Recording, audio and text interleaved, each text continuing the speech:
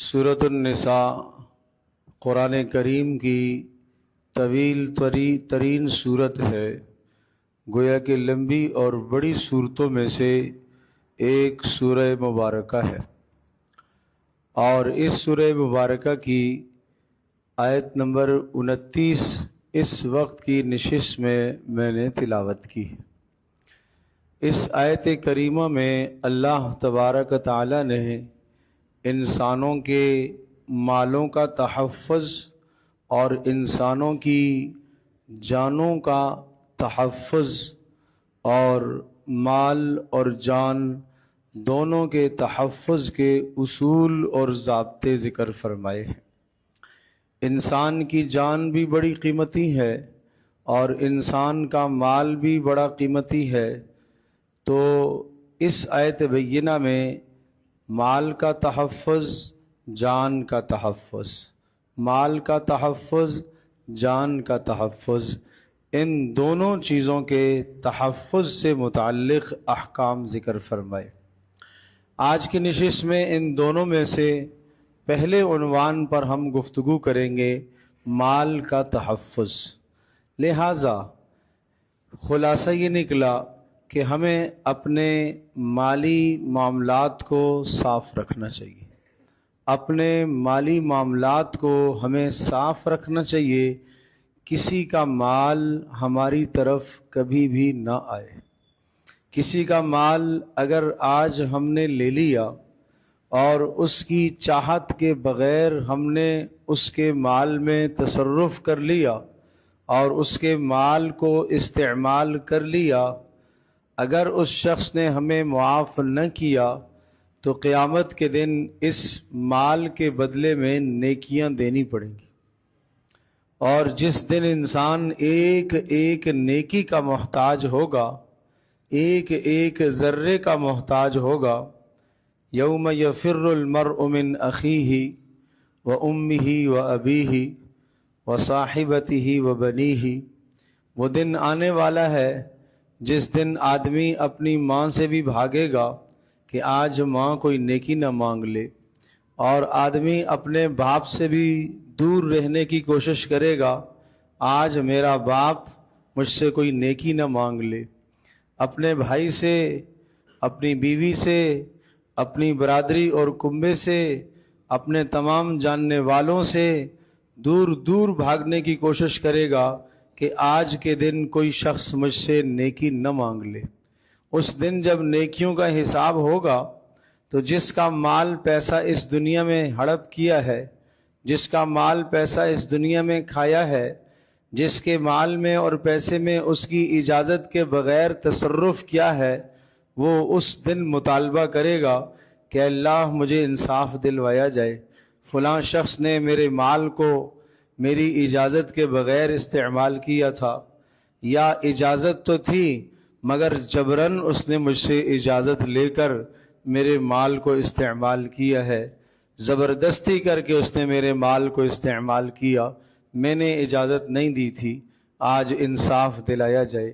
चुनाचे इंसाफ की सूरत ये होगी, ला बैउन फ़ीही वला खुल्लतुन वला शफ़ाअह, वहाँ कोई ऐसा मामला नेकियों की ख़रीद फ़रोख्त का तो होगा नहीं कि इंसान नेकियों को ख़रीद करके दे दे, और ये भी मामला नहीं होगा कि आज कोई सिफारिश काम आए, और ये भी नहीं होगा कि कोई दोस्ती काम आ जाए, किसी दोस्त से मैं नेकी ले लूं और फलां को दे दूं, और कोई धमकी भी काम नहीं आएगी कि मैं धमकी देकर उसको चुप करा दूं कि अल्लाह के दरबार में आज तू मुतालबा न करना।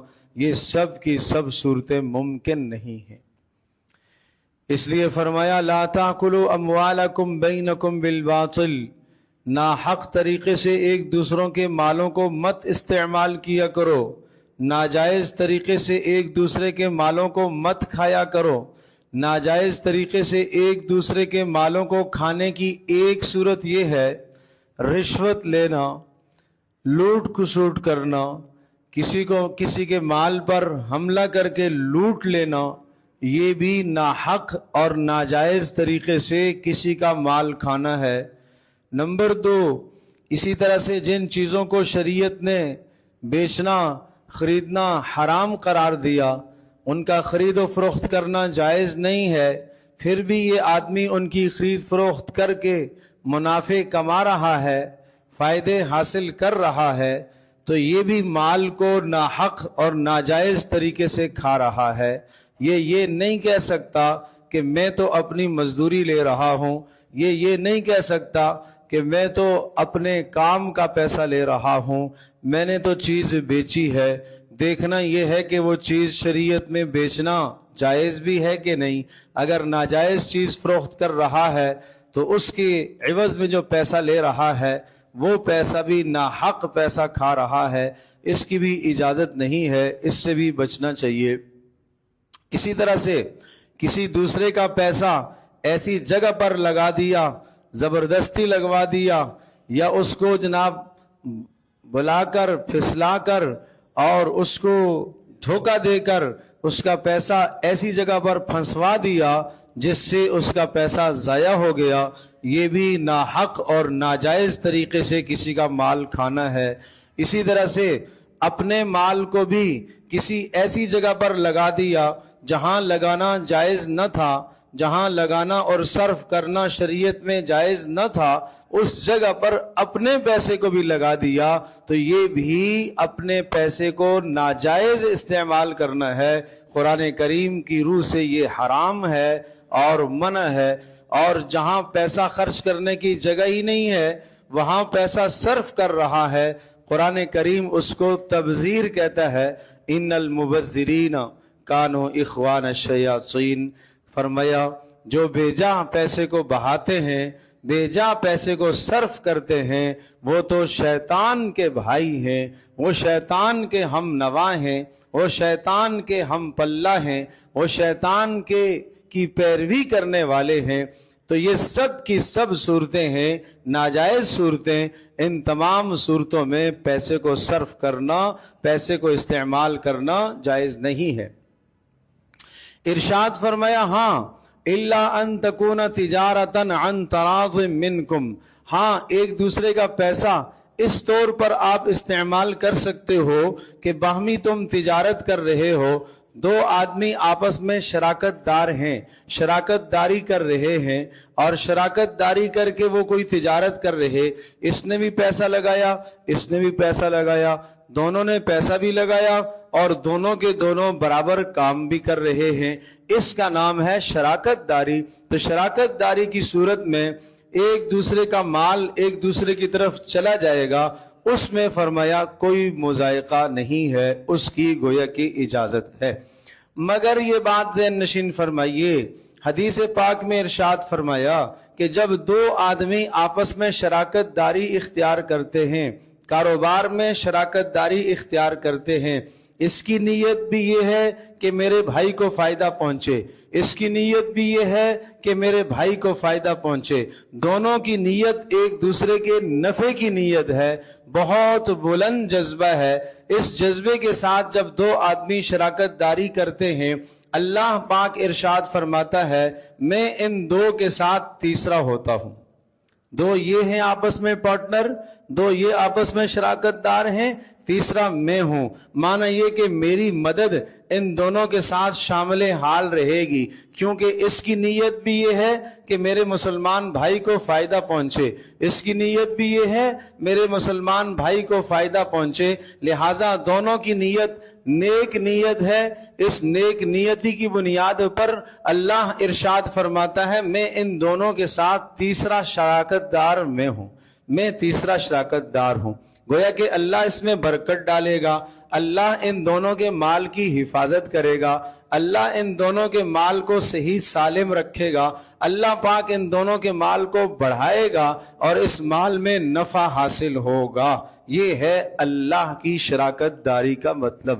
اللہ تو مال لینے سے، اللہ مال کی ضرورت سے مبرہ منزہ ہے، اللہ کو مال کی ضرورت نہیں ہے، اللہ بندے کے نفع کے خاطر ساتھ شریک ہے، نفع کی خاطر شریک ہے۔ لیکن اگلا جملہ سنیے گا، ما لم یخن احدہما بالآخر، اللہ کہتا ہے میں ان دونوں شراکت داروں کے ساتھ تیسرا رہتا ہوں، کب تک؟ جب تک ان دونوں میں سے کوئی ایک خیانت کا ارتکاب نہ کرے۔ اگر ان دونوں میں سے ایک کی نیت بری ہو جاتی ہے تو میں اپنی مدد کا ہاتھ اٹھا لیتا ہوں۔ جب ان دونوں کی نیت میں سے کسی ایک کی نیت بری ہو جاتی ہے، خراب ہو جاتی ہے، تو فرمایا میں اپنی مدد کا ہاتھ اٹھا لیتا ہوں، ان کے سپرد ہی کر دیتا ہوں، تم جانو تمہارا کام جانو۔ تو اندازہ کیجئے اللہ کی مدد کس طرح سے نکل جاتی ہے، اللہ جل جلالہ کی مدد سے انسان کس طرح سے محروم ہو جاتا ہے۔ بد نیتی کی بنیاد پر، نیت خراب اور نیت کے فساد ہونے کی وجہ سے، نیت میں خرابی آنے کی وجہ سے دونوں کے دونوں اللہ کی مدد سے محروم ہو گئے۔ چند ٹکوں کی خاطر، چند پیسوں کی خاطر، چند پائیوں کی خاطر کیا کرتا ہے، اپنی نیت میں فتور لاتا ہے کہ میں زیادہ ٹائم دیتا ہوں، میں زیادہ وقت دیتا ہوں، اور یہ کم وقت دیتا ہے، لہٰذا زیادہ کا حق مجھے ہے۔ اب یوں پیسے کے اندر ڈنڈی مارتا ہے اور معاملات کو خراب کر دیتا ہے، اللہ کی مدد ہٹ جاتی ہے۔ چاہیے آپس میں بیٹھ کے معاملے کو حل کریں۔ دل میں کوئی خیال آیا، دل میں کوئی شکوہ پیدا ہوا، دل میں کوئی وسوسہ آیا، تو اس وسوسے کا حل ہے اسے بٹھا کر اس وسوسے کو دور کیا جائے، مسئلے کا حل نکالا جائے۔ مگر یہ جائز نہیں ہے کہ میں زیادہ وقت دیتا ہوں اور اس کی اجازت اور اس کے کہے اور اس کی اطلاع کے بغیر میں پروفٹ زیادہ رکھ لوں، میں منافع زیادہ رکھ لوں اس لیے کہ میں زیادہ وقت دیتا ہوں۔ ایسا کرنا درست نہیں ہے، اس سے آدمی اپنے آپ کو بچائے۔ تو عرض یہ کر رہا تھا کہ اپنے معاملات کو صاف رکھا جائے۔ اسی طرح سے والد کا کاروبار ہے، دکانداری ہے، کسی فیکٹری کا مالک ہے، کسی کارخانے کو والد چلا رہا ہے، بڑا بیٹا جوان ہو گیا، بڑے بیٹے کو ساتھ اپنے لگا لیا اور بڑا بیٹا بھی باپ کے ساتھ کام میں لگ گیا۔ باقی بیٹے 2 ہیں 3 ہیں، انہوں نے اپنے اپنے کام سنبھالے، کسی نے کوئی نوکری جوائن کر لی، کسی نے کوئی اور کاروبار کھول لیا، تیسرے نے کوئی اور کام دیکھ لیا۔ وہ جناب جو 2 تھے یا 3 تھے اپنے اپنے کاموں میں وہ بھی بہتر ہو گئے، سیٹ ہو گئے، اور یہ اپنے والد کے ساتھ لگا رہا یہاں تک کہ والد کی موت آ گئی۔ اب سوال یہ ہے کہ اس جوان کا اس مال میں کیا حصہ ہوگا؟ یہاں معاملات صاف نہیں ہیں، یہاں معاملات صاف نہیں ہیں۔ یہاں چاہیے یہ کہ جب باپ اپنے بیٹے کو اپنے ساتھ رکھتا ہے، فیکٹری میں، کارخانے میں، دکان میں ساتھ لگاتا ہے، 3 صورتوں میں سے ایک صورت ہوگی، متعین کرو کون سی صورت ہے؟ 3 صورتوں میں سے ایک صورت۔ کیا یہ بیٹا باپ کے ساتھ مددگار کے طور پر ہے، معاون کے طور پر ہے؟ تو معاون کے طور پر ہے تو مالک اس کارخانے کا، فیکٹری کا، دکان کا کون ہے؟ باپ ہے۔ یہ کیا کر رہا ہے؟ یہ اپنے والد محترم کے ساتھ تعاون کر رہا ہے، اچھی بات ہے، والد اس کو جو چاہے اس میں سے دے دے، یہ تعاون۔ دوسری صورت یہ ہے کہ والد کے ساتھ یہ وہاں تنخواہ پر کام کر رہا ہے، والد نے اس کو تنخواہ پر رکھا ہے، ماہانہ اس کو تنخواہ ملتی ہے اور اس تنخواہ میں سے اس کو لینا جائز ہے، بس جو تنخواہ ہے وہی تنخواہ لے گا۔ اب باپ جب مر جاتا ہے تو میراث جب تقسیم ہوگی، وہ کارخانہ فیکٹری جب تقسیم ہو رہی تو اس میں جس طرح سے باقی بھائیوں کا حصہ ہے بالکل برابر کا حصہ اس کا بھی ہے، اس کو زیادہ نہیں ملے گا کہ یہ والد کے ساتھ کام کر رہا ہے۔ یہ والد کے ساتھ کس حیثیت میں کام کر رہا ہے؟ تنخواہ پر کام کر رہا ہے۔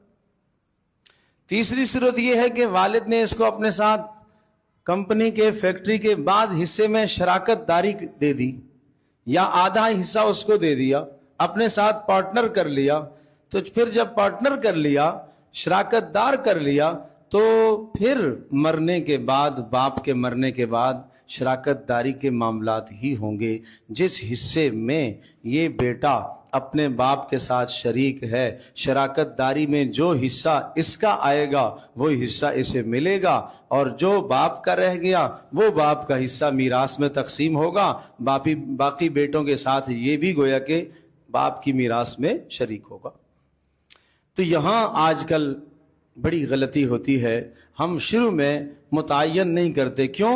محبت کی بنیاد پر، مروت کی بنیاد پر بیٹا یہ کہے کہ اگر میں ابا سے پوچھوں کہ ابا میں کس حیثیت سے آپ کے ساتھ کام کر رہا ہوں، ایسا نہ ہو والد ناراض ہو جائے۔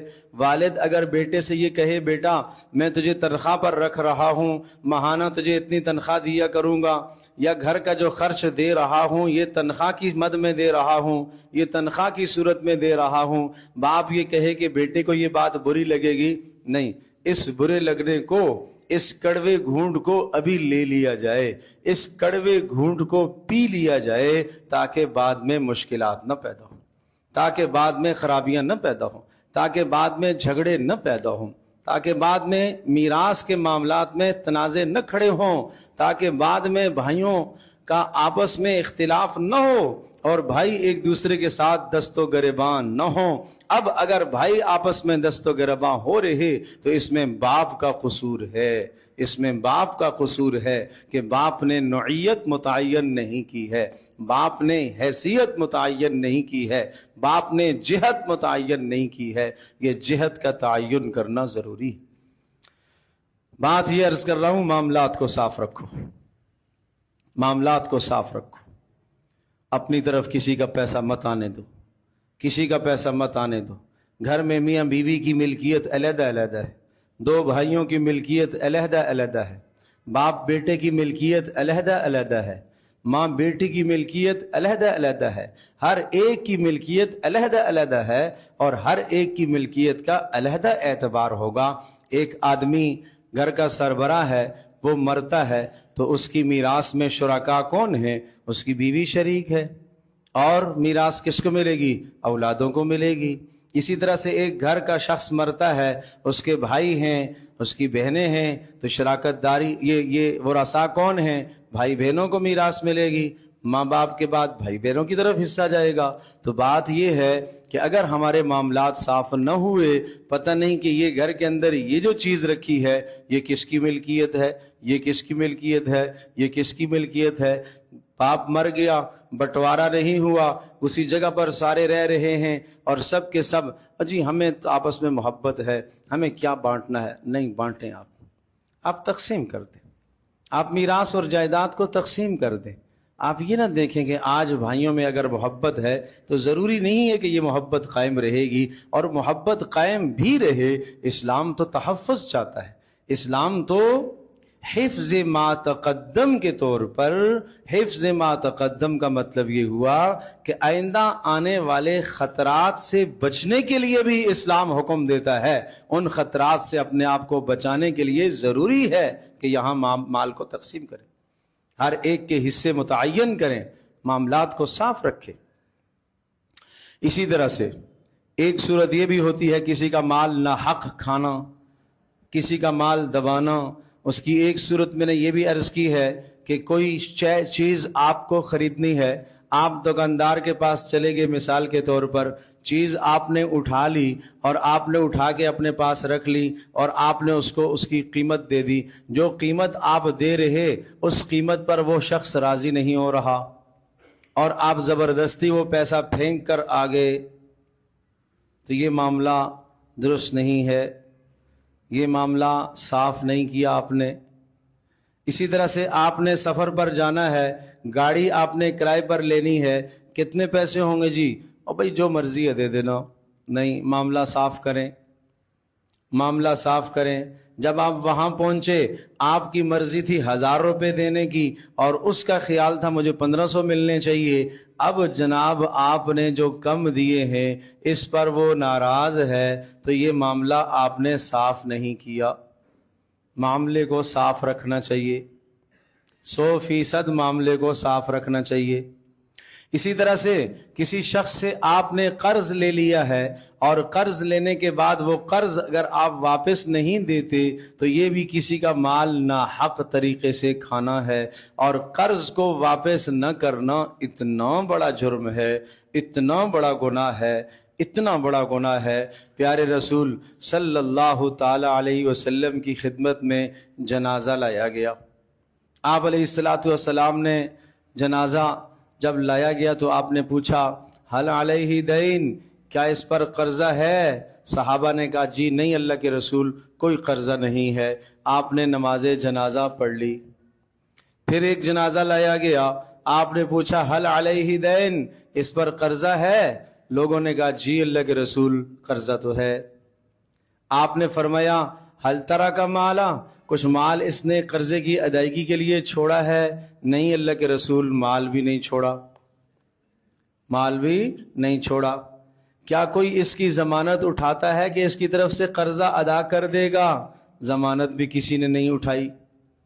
آپ نے فرمایا صلو علی صاحبکم، اپنے بھائی کی نماز جنازہ پڑھ لو۔ آپ شریک نہیں ہوئے اس میں، آپ شریک نہیں ہوئے، نبی اکرم صلی اللہ تعالی علیہ وسلم شریک نہیں ہوئے، اور ایک طرف پوری امت کے سارے مسلمانوں کا شریک ہو جانا، اور ایک طرف پیارے رسول صلی اللہ تعالی وسلم کا اکیلے شریک ہو جانا، محمد الرسول اللہ صلی اللہ علیہ وسلم کی اکیلے شرکت بھی ان سب پر بھاری ہے۔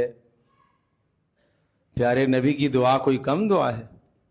مگر آپ نہیں شامل ہوئے، آپ شریک نہیں ہوئے، کیوں؟ اس پر قرض ہے، اس پر دین ہے۔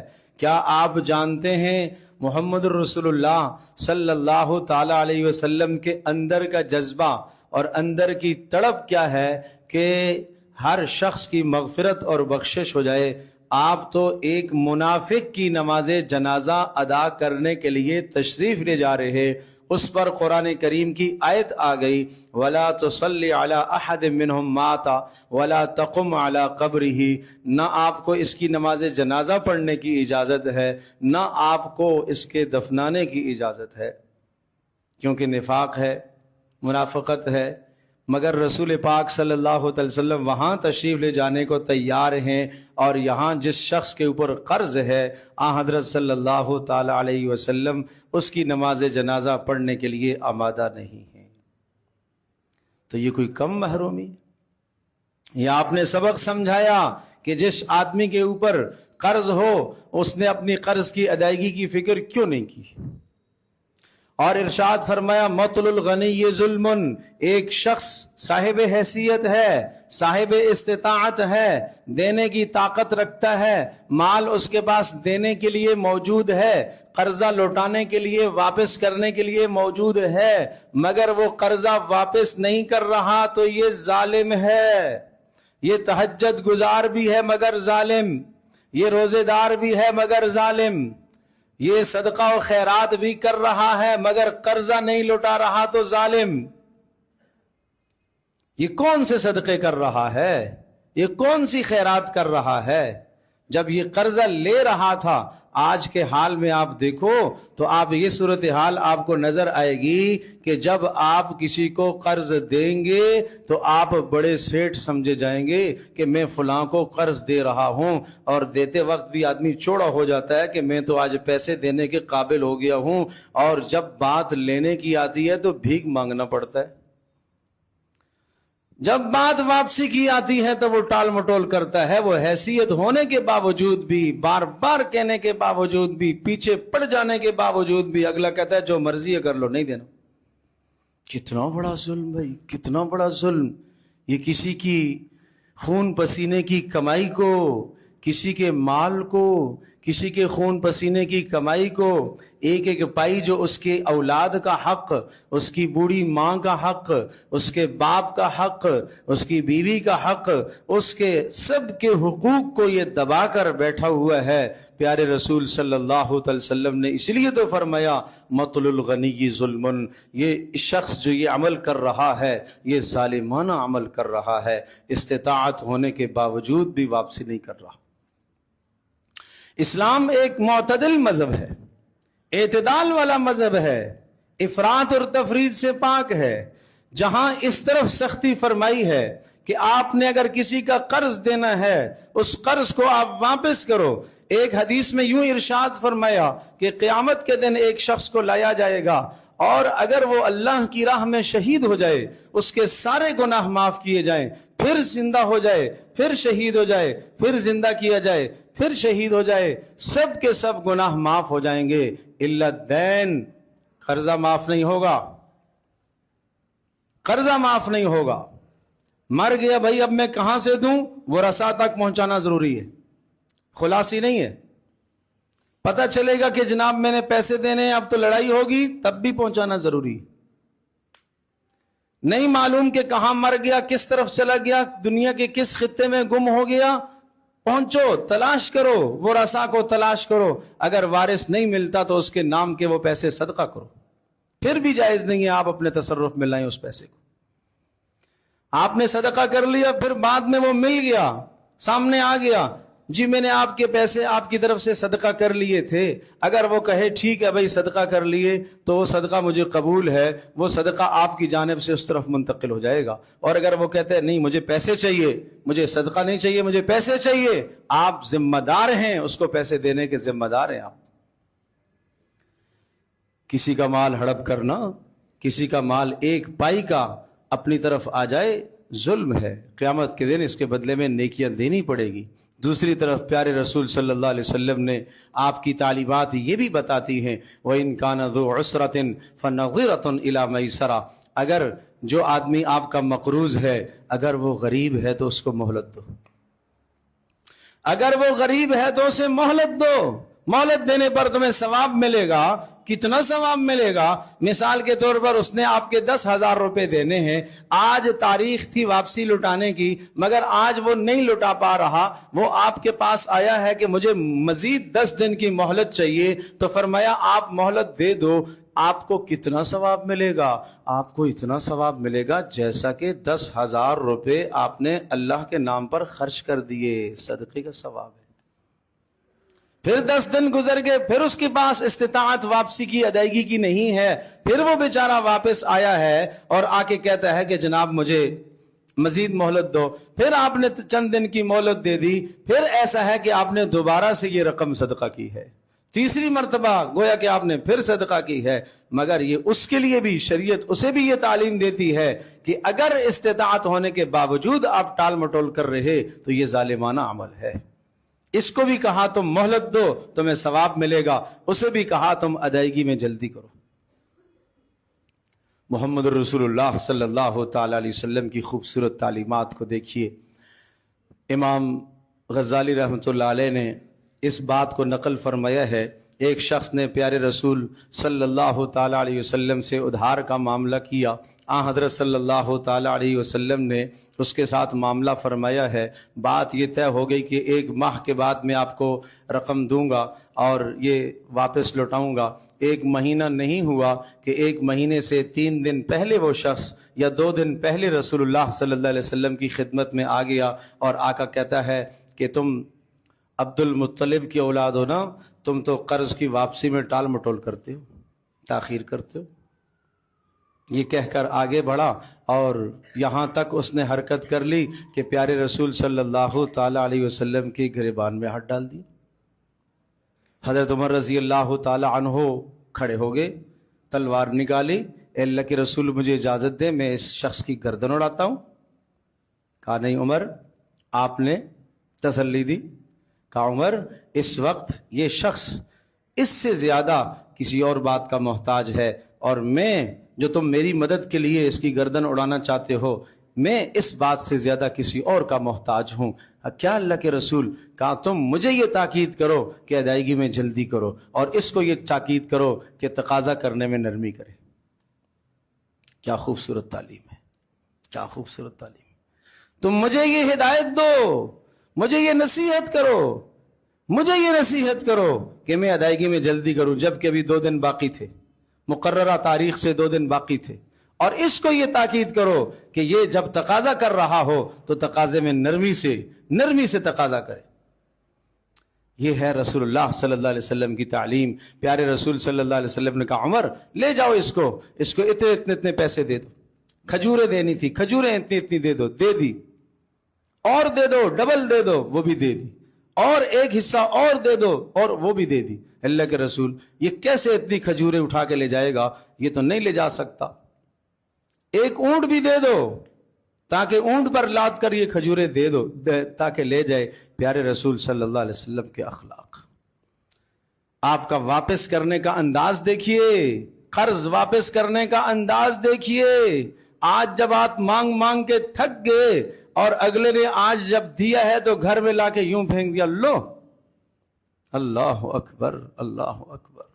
محمد رسول اللہ صلی اللہ علیہ وسلم کا انداز دیکھیے، تھا وہ شخص غیر مسلم تھا، یہودی تھا، رسول اللہ صلی اللہ تعالی وسلم کے کہنے پر جان نثار حضرت عمر رضی اللہ تعالیٰ عنہ اٹھے اور جو تقاضا رسول اللہ صلی اللہ علیہ وسلم نے ارشاد فرمایا وہ پورا کیا، اس کو ڈبل سے ڈبل اسے کھجوریں دیں اور اونٹ بھی ساتھ دے دیا۔ اس نے اونٹ پر کھجوروں کو لادا، جانے لگا۔ حضرت عمر نے تعارف پوچھ لیا، تم کون ہو؟ اس نے اپنا نام بتایا، میں فلاں ہوں۔ کہا اچھا وہ فلاں جو یہود کے عالم ہیں؟ ہاں میں وہی ہوں، یہود کا عالم تھا۔ کہاں اگر کوئی ان پڑھ آدمی، جاہل آدمی ایسی حرکت کرتا تو بات سمجھ میں آتی، تو پڑھا لکھا آدمی ہے، تو یہ حرکت کیوں کر رہا ہے؟ اس نے بڑا عجیب جملہ کہا، اس نے کہا میں نے اپنی کتابوں میں پڑھا ہے کہ نبی آخر الزماں کے اخلاق میں ایک خوبی یہ ہے کہ جب بھی ان کے ساتھ کوئی شخص جہالت کا معاملہ کرے گا، کوئی شخص نادانی کا معاملہ کرے گا، کوئی شخص ظلم اور زیادتی کا معاملہ کرے گا، تو ہمیشہ اس نبی کا عفو، درگزر اور تحمل اور بردباری ہمیشہ اس کی جہالت پر غالب آ جائے گی۔ میں صرف یہ دیکھنا چاہ رہا تھا، جو نشانی میں نے پڑھی تھی کہ واقعتاً وہ نشانی اس شخص میں موجود ہے یا نہیں ہے، میں نے اس نشانی کو پرکھ لیا، 100% پا لیا۔ مجھے محمد رسول اللہ صلی اللہ علیہ وسلم کے قدموں میں لے جائیں، میں کلمہ پڑھنا چاہتا ہوں۔ یہ ہے رسول اللہ صلی اللہ علیہ وسلم کی تعلیمات۔ تو بھائی کسی کا قرض لین دین ایک پائی پیسہ اپنی طرف نہ آنے دو۔ دکانداروں سے بھی درخواست کرتا ہوں، معاملات کو صاف رکھا کرو۔ آپ کے پاس جو ادھار کے معاملات لوگ کرتے ہیں ان کے معاملات بھی صاف رکھا کریں۔